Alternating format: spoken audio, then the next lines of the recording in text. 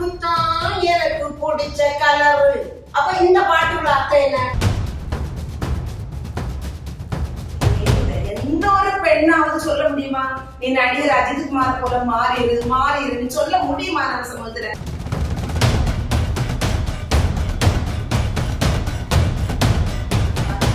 நம்ம சமூகம் என்ன சொல்லி வச்சிருக்கு?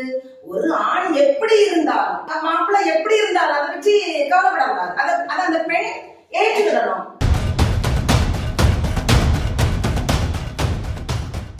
மாதரே மாதரே மாதரே மாதரே மாதரே மாதரே. மனுஷ சேனல் நேயர்களுக்கு அன்பான வணக்கம். வணக்கம். நான் ஒரு காரியம் வாசித்ததுல இருந்தே ரொம்ப கொதிப்பா இருக்கேன் பார்த்துக்கோங்க. அதை பற்றி உங்ககிட்ட என்னன்னு பேசலான்னு தான் வந்தேன். பேசுவோம், கட்டாயமா பேசுவோம். அப்படி என்ன ரொம்ப சூட்டுக்கு என்ன காரணம்? ஒரு பையன் ஒரு பொண்ணை கட்டிட்டு அவன் நடிகை போல இல்லைன்னு அந்த பொண்ணை போட்டு டார்ச்சர் பண்ணக்கூடிய விஷயத்தை பற்றி பத்திரிகையில பாத்தீங்களா? அந்த உத்தரப்பிரதேசத்துல உள்ள செய்தியா? அதேதான். அவன் பொண்ணுன்னா 2 குடும்பமும் சேர்ந்துதான் அவனுக்கு ஒரு பொண்ணை கட்டி வச்சிருக்கு. கெட்டுன நாளையில இருந்தே அவன் நீ நோரா பதை நடிகை போல இல்லன்னு சொல்லிட்டு இருக்கான். அப்போ அப்படிப்பட்ட எண்ணோட முதல்ல நடிகையை தானே கட்டி இருக்கணும். திரும்ப என்னது இந்த பொண்ணை கட்ட போறான்?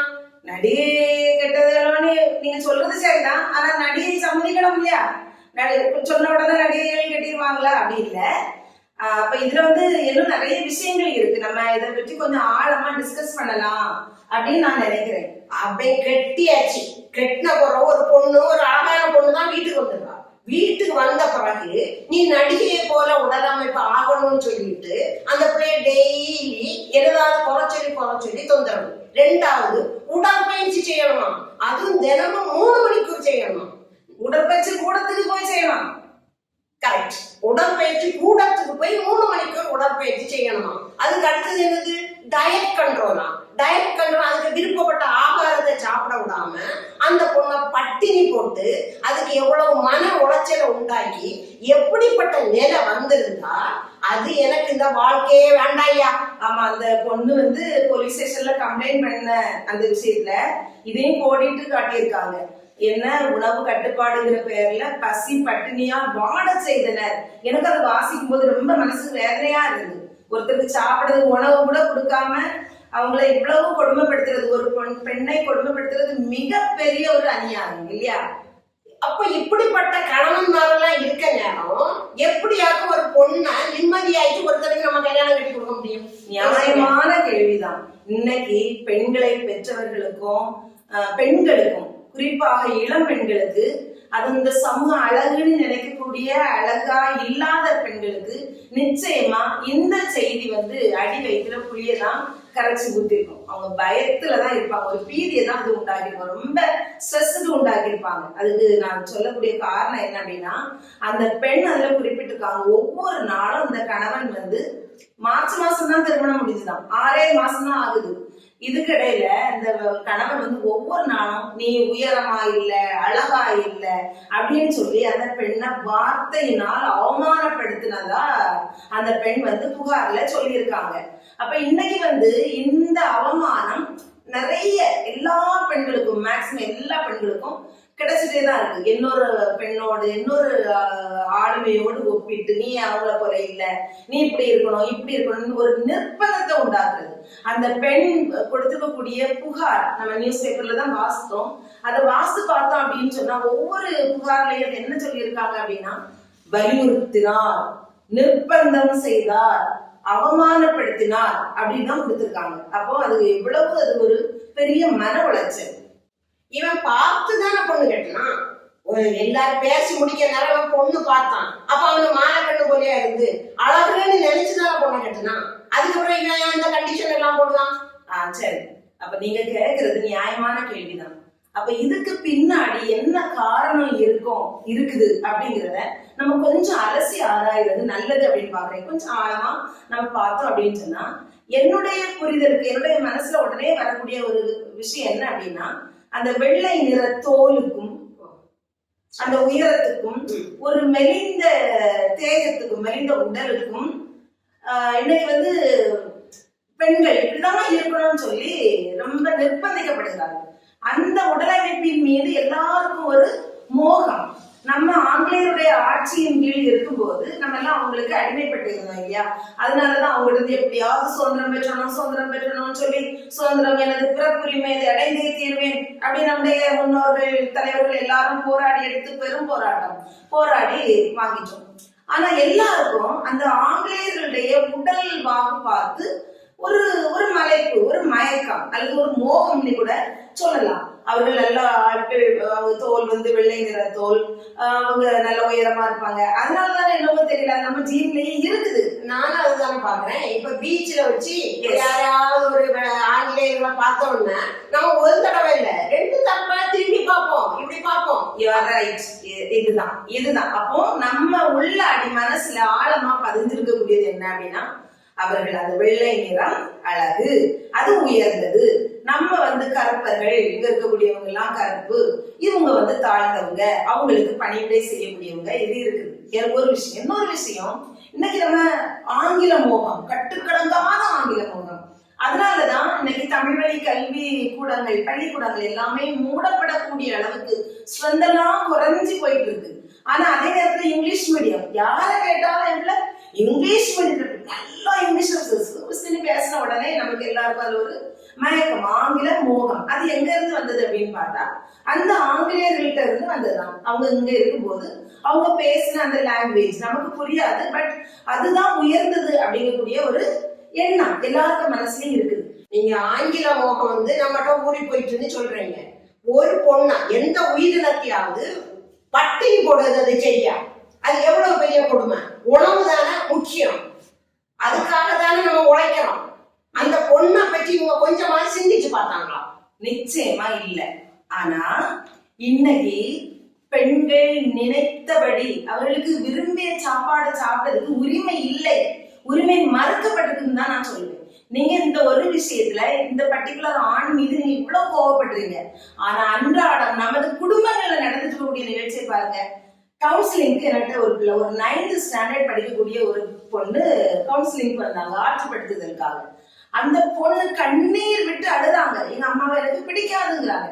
ஏன் அப்படின்னு கேட்டா, எனக்கு நல்லா இனிப்பு சாப்பிடறது பிடிக்கும், ஆனா நீ குண்டா இருக்கா, நீ சாப்பிடவே கூடாது, இனிப்பு சாப்பிடவே கூடாது. நீ எப்போ 1ஆம் கிளாஸ்ல இருந்து இனிப்பு கட்டு.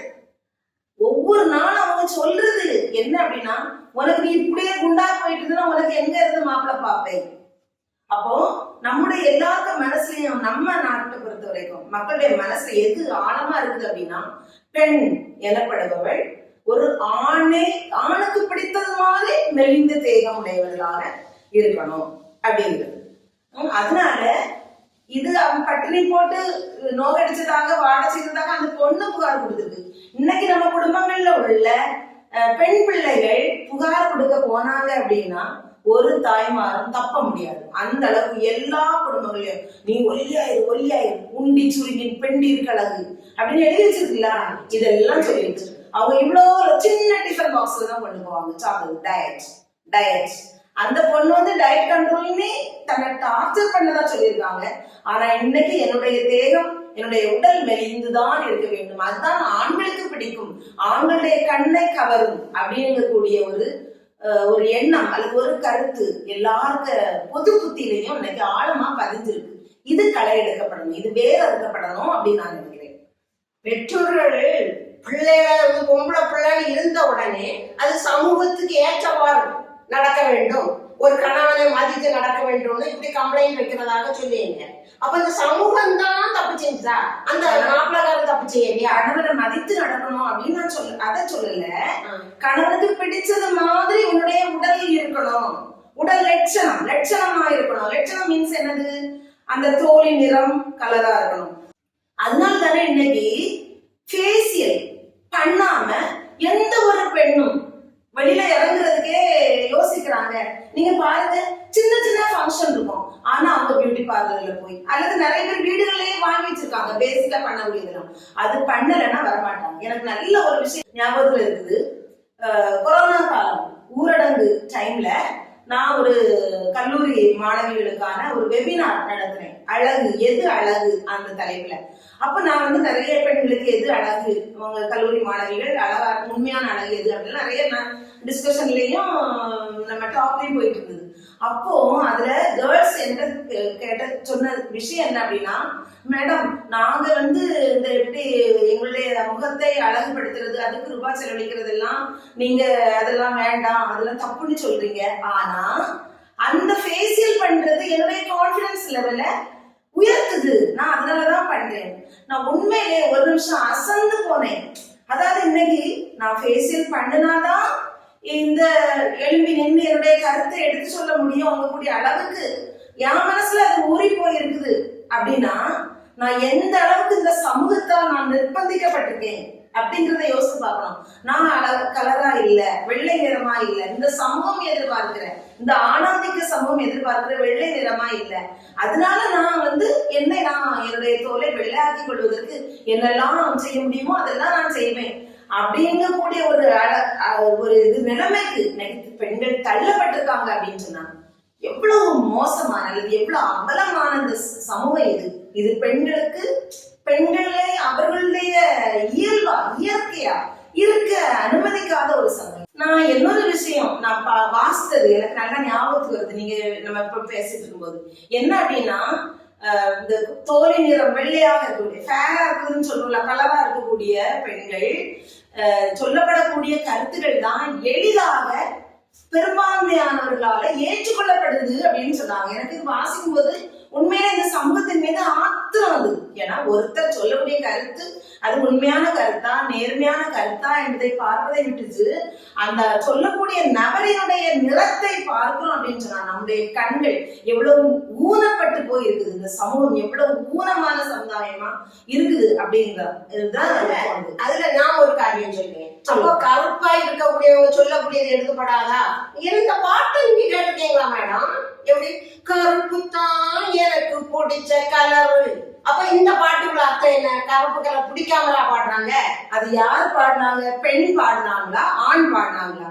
ஒரு பொண்ணுதான் பாடணும். நீங்க சொல்லுங்க, எங்கேயாவது ஒரு ஆண் கருப்பு தான் எனக்கு பிடிச்ச கலரு அப்படின்னு பாடி இருந்தா இந்த சமூகம் ஆண்களுக்கும் பெண்களுக்கும் பொதுவான சமூகம்னு நான் ஒத்துருவேன். ஆனா பாருங்க, நம்ம சமூகம் என்ன சொல்லி வச்சிருக்கு? ஒரு ஆண் எப்படி இருந்தாலும் அது ஒரு மாப்பிள்ளை எப்படி இருந்தாலும் அதை பற்றி கவலைப்படக்கூடாது. அதை அந்த பெண் ஏற்றுக்கிடணும். நம்ம கூட ஒரு கல்யாண வீட்டுக்கு போறோம், நம்ம என்ன கேட்போம்? பொண்ணு நல்லா இருக்கா, பொண்ணு நல்லா இருக்கா, அழகா இருக்கா. அழகா இருக்கா மீன்ஸ் என்னது? கலர். கலர். ஆனா அதே ஆண் அழகா இருக்கான்னு கேட்க மாட்டோம். அவளோட அவன் ஹைட்டா இருக்கான், ஆனா நல்ல ஜோடி பொருத்தம், இப்படிதான் சொல்லுவோம் இல்லையா? அப்போ அந்த கருப்பு அல்லது அவன் எப்படி இருந்தாலும் பெண் வந்து அதை ஏற்றுக்கிட்டு போயிருக்கணும். இப்போ இந்த விஷயத்துல கூட பாத்துக்கோமே, அந்த நடிகை என்ன பேர் சொன்னீங்க?